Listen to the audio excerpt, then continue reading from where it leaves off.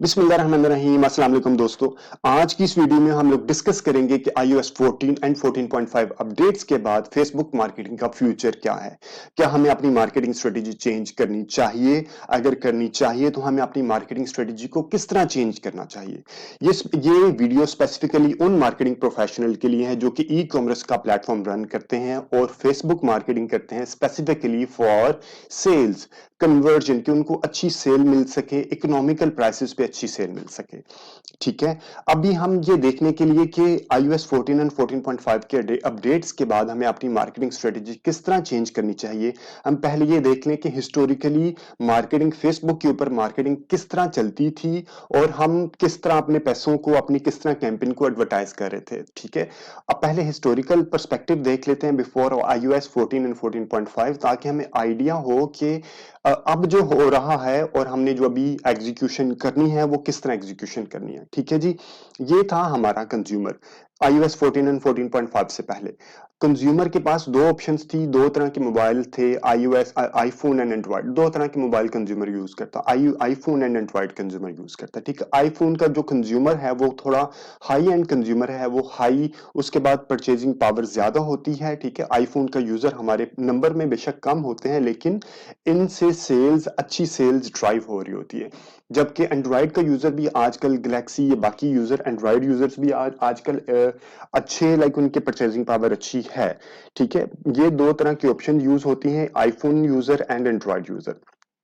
अब क्या होता था कि Facebook, Instagram, WhatsApp and YouTube, ये इन इन फोन के, ये जो कंज्यूमर था जो आईफोन और एंड्रॉइड यूज करता था, इनका डेटा के आईफोन यूजर फॉर एग्जांपल और एंड्रॉइड यूजर, आप मुख्तलिफ अपने फोन के ऊपर आप फेसबुक पेजेस को ब्राउज करते हैं, मुख्तलिफ आप इंस्टाग्राम के मुख्तलिफ पेजेस को ब्राउज करते हैं, आप यूट्यूब के चैनल को ब्राउज करते हैं, या आप कोई वेबसाइट के ऊपर चले जाते हैं, वेबसाइट के ऊपर आप जाके या बाइंग करते हैं या बाइंग नहीं करते, चेकआउट करते हैं या इंफॉर्मेशन ले लेते हैं। ठीक है, अब इस तरह की आपकी रूटीन एक लाइफ होती है कि आप आईफोन या एंड्रॉइड यूजर जो है वो फेसबुक के ऊपर चला गया। ठीक है, अब फेसबुक के ऊपर अगर वो जाता है तो उसने कौन सी तरह के पेज के ऊपर लाइक किया है, कौन सी तरह के पोस्ट को लाइक या शेयर किया है, या को इंस्टाग्राम की कौन सी जो फोटो है, पिक्चर्स है, उसको लाइक किया, इस तरह के वो सारे का सारा डेटा आईफोन एंड एंड्रॉइड के पास डेटा इकट्ठा हो रहा होता था और वो डेटा दे देता था फेसबुक, इंस्टाग्राम, व्हाट्सएप और यूट्यूब को।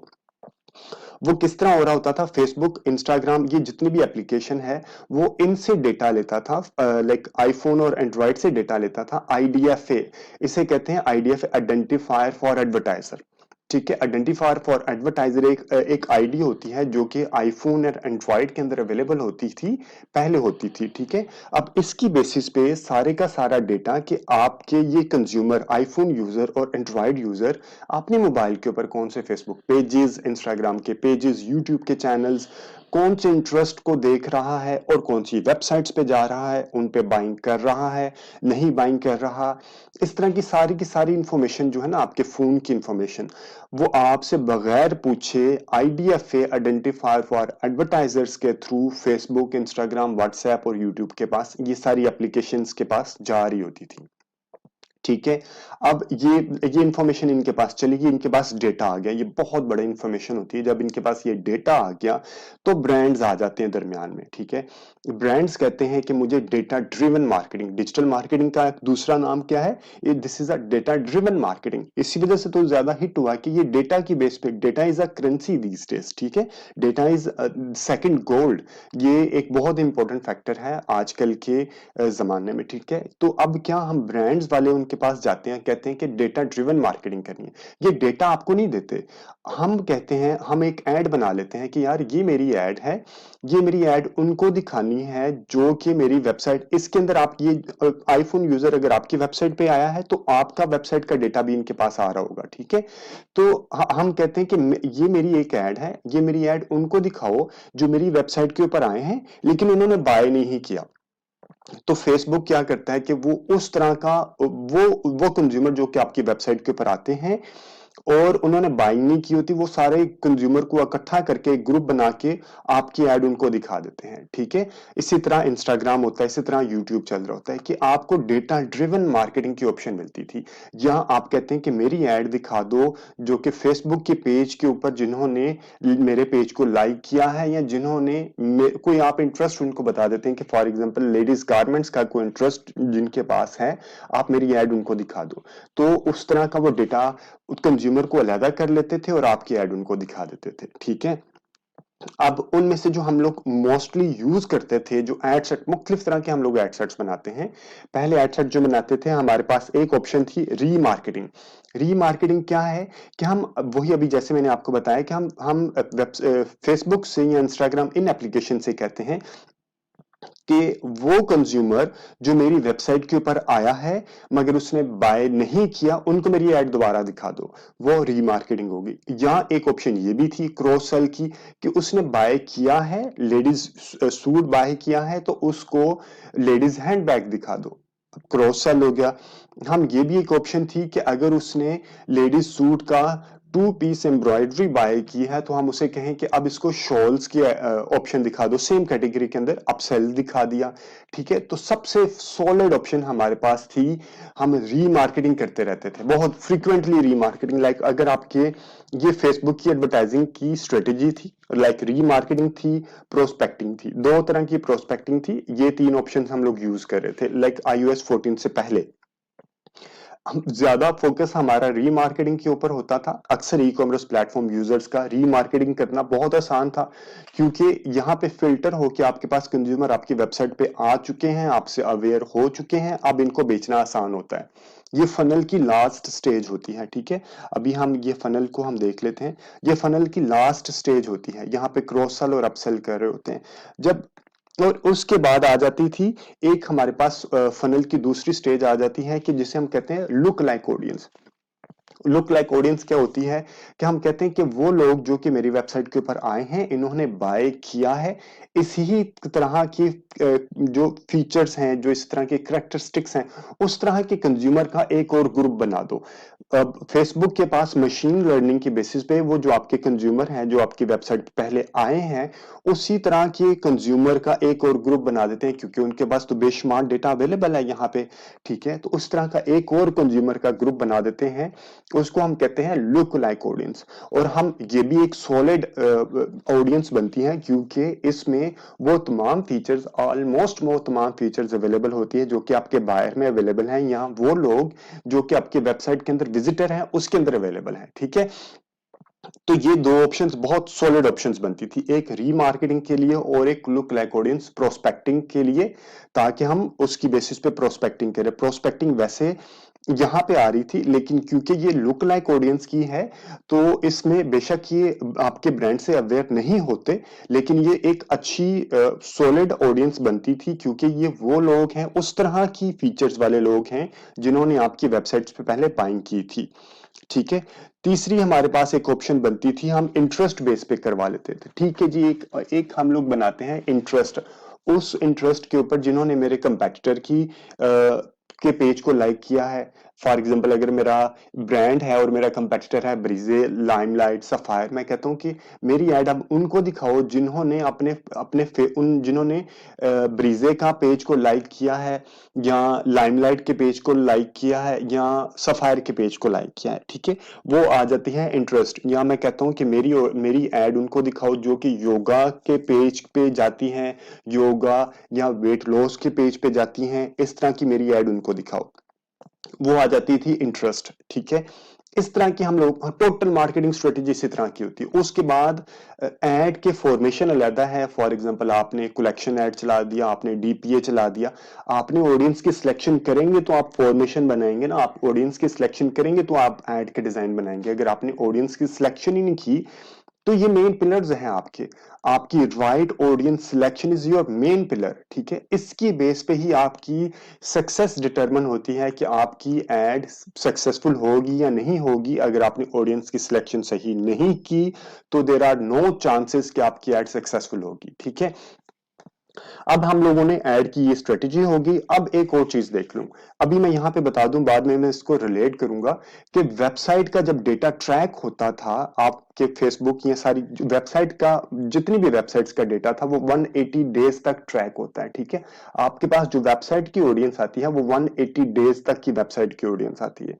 और जो आपके पास फेसबुक का डेटा ट्रैक होता है, फेसबुक के लाइक पेज का, फेसबुक की जब ऑडियंस बनाते हैं तो वो 540 डेज तक की फेसबुक की ऑडियंस होती है। ठीक है, 540 डेज तक की फेसबुक की ऑडियंस होती है और 180 डेज तक की वेबसाइट की ऑडियंस होती है। अब ये आ गया हमारा पुराना एक पर्सपेक्टिव कि हम पहले इस तरह की एक एड इस तरह के फॉर्मेशन के मुताबिक एड फेसबुक के ऊपर रन करते थे। अब क्या होने जा रहा है, अब क्या हुआ है, अक्टूबर से ऑनवर्ड हमें क्या चीज चेंज करनी चाहिए, मैं पहले आपको बता देता हूं, फिर मैं आपको स्ट्रेटजी की तरफ आता हूं। ठीक है, अब एक दरमियान में आईओएस ने, आईफोन ने एक नया कि जी आप, ये पहले हमारे पास इंफॉर्मेशन सारी की सारी आईडीएफए के जरिए ये सारे ले रहे होते थे कंज्यूमर की कंसेंट के बगैर, विच इज एथिकली रॉन्ग कि भी आप क्यों इंफॉर्मेशन हमारी ट्रैक कर रहे हैं। लाइक अगर मैं कंज्यूमर हूं, मैं ब्रांड नहीं, मैं कंज्यूमर हूं, कि हु यू आर कि मुझे देखें कि मैं कौन से फेसबुक के पेजेस पे जा रहा हूं, कौन सी वेबसाइट्स पे जा रहा हूं, मैं क्या कर रहा हूं, who you are to track me. ये एक अनएथिकल प्रैक्टिस थी। आईफोन ने इस अनएथिकल प्रैक्टिस को रोक दिया कि आपने अगर कंज्यूमर को ट्रैक करना है तो आप उससे पूछें कि क्या मैं आपकी इंफॉर्मेशन को ट्रैक कर लूं। अगर अगर वो परमिशन कंसेंट देता है देन आप ट्रैक कर सकते हैं, अगर वो कंसेंट नहीं देता तो आप ट्रैक नहीं कर सकते। ठीक है, अभी ट्रैकिंग अभी भी अवेलेबल है, लेकिन ट्रैकिंग अवेलेबल है विद कंसेंट। अब कंसेंट क्या है, सिर्फ अभी आईफोन ने किया है, आईफोन ने क्या किया है कि जब आईफोन यूजर लाइक 7 8 यूजर जो भी न्यू यूजर मोबाइल है उसकी बेस पे, अब उन्होंने क्या कर दिया है कि जब भी आपको ट्रैक, जैसे ही आईफोन यूजर, तो एक उनके पास प्रॉम्प्ट आ जाता है, एटीटी प्रॉम्प्ट, उसे कहते हैं ऐप ट्रैकिंग ट्रांसपेरेंसी। फेसबुक जैसे ही आप खोलते हैं तो वो आपको, नया फोन वाले अगर उन्होंने 14 और 14.5 का अपडेट कर लिया है तो ये एक पॉपअप आएगा, एटीटी ऐप ट्रैकिंग ट्रांसपेरेंसी। अगर आईफोन यूजर ने इसको अलो कर दिया तो इसका डेटा यूज हो सकेगा, ट्रैक हो सकेगा। ठीक है, अगर आईफोन यूजर ने इसका अलो नहीं किया तो इसका डेटा ही ट्रैक नहीं होगा। ठीक है, वो कौन से फेसबुक पे जा रहा है, कौन से पेज पे ऊपर जा रहा है, और कौन सी वेबसाइट्स पे जा रहा है, ये सारी चीजें ट्रैक नहीं होंगी। फेसबुक वाला ट्रैक हो सकेगा क्योंकि अभी भी वो होगा फेसबुक के पेज के ऊपर, जब वो एप्लीकेशन के अंदर है, यानी कि ये एप्लीकेशन के अंदर है, with in the application data अभी भी 540 डेज तक का ट्रैक हो रहा होगा। विदाउट एप्लीकेशन, लाइक जैसे ही आप एप्लीकेशन छोड़ते हैं, फेसबुक इंस्टाग्राम की एप्लीकेशन छोड़ के किसी और वेबसाइट के ऊपर लैंड होते हैं तो आप वो डेटा ट्रैक नहीं कर सकेगा। ठीक है, फेसबुक वो डेटा ट्रैक नहीं कर सकेगा। मैं आपको ये दोबारा फिलोसफी समझा देता हूँ। ये दो चीजें हैं, ये फेसबुक की विंडो है, इंस्टाग्राम की विंडो है, और ये है वेबसाइट्स। जैसे ही एटीटी के मुताबिक, जैसे ही अगर उसने अलो नहीं किया, आईफोन यूजर ने एटीटी के ऊपर कह दिया कि मैं अलो नहीं करता, तो वो वेबसाइट का डेटा ट्रैक नहीं कर सकेगा। लेकिन जब तक वो आईफोन के ऊपर रहते हुए फेसबुक की एप्लीकेशन यूज कर रहा है, तो फेसबुक की एप्लीकेशन में आप कोई भी इंटरेस्ट यूज करें तो डेटा अभी भी, इंटरेस्ट वाला डेटा अभी भी ट्रैक हो रहा होगा। ठीक है, वो डेटा अभी भी मेरे अंदाजे में सारी इंफॉर्मेशन इकट्ठी हो रही होगी वहां पे। लेकिन जैसे ही आप, वेबसाइट्स का डेटा आपके पास अवेलेबल नहीं है, तो मेन चीज ये थी हमारे पास कि हमें, लाइक मेरी मेन चीज ये थी, ई कॉमर्स प्लेटफॉर्म के यूजर्स की मेन चीज ये थी कि वो देखें रीमार्केटिंग के कौन से लोग मेरी वेबसाइट के ऊपर आए हैं। ठीक है, अब उनको मैंने रीमार्केटिंग करनी है। अब उनके पास वेबसाइट का डेटा ही अवेलेबल नहीं होगा, जब डेटा अवेलेबल नहीं होगा तो आप रीमार्केटिंग किस तरह कर सकते हैं। ठीक है, अब अगर आपके पास डेटा अवेलेबल नहीं है तो आप लुक लाइक ऑडियंस किस तरह बना सकते हैं। भाई ये दो चीजें मेरी इंपॉर्टेंट चीजें थी, और ये चीज मैंने अभी आपको बताया, माइट भी अभी लाइक 1 2 महीने पहले तक ये कैंपेन थोड़ी सी हमें रिजल्ट्स दे रही थी, लेकिन अभी बिल्कुल ही अक्टूबर में ये डेड होना शुरू हो गई है, बिल्कुल रिजल्ट्स नहीं आ रहे। क्यों? क्योंकि iOS 14 का अपडेट्स आया था फरवरी में। ठीक है, एग्जीक्यूशन होते होते, और इसी तरह अभी अप्रैल में iOS 14.5 का अपडेट्स आया। दिस इज अप्रोक्सीमेटली अप्रैल से ऑनवर्ड अक्टूबर, आज 16 अक्टूबर तक कोई 8 महीने हो चुके हैं। ठीक है यानी कि 240 दिन हो चुके हैं।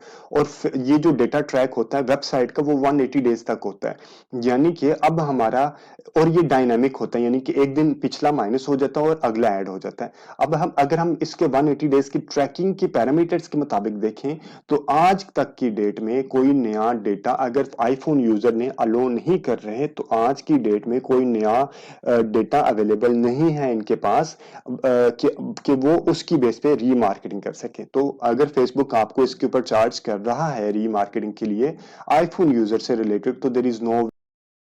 अभी जो डेटा की ट्रैकिंग अवेलेबल नहीं है वो आईफोन के लिए है। एंड्रॉइड का डेटा अभी भी ट्रैक हो रहा है।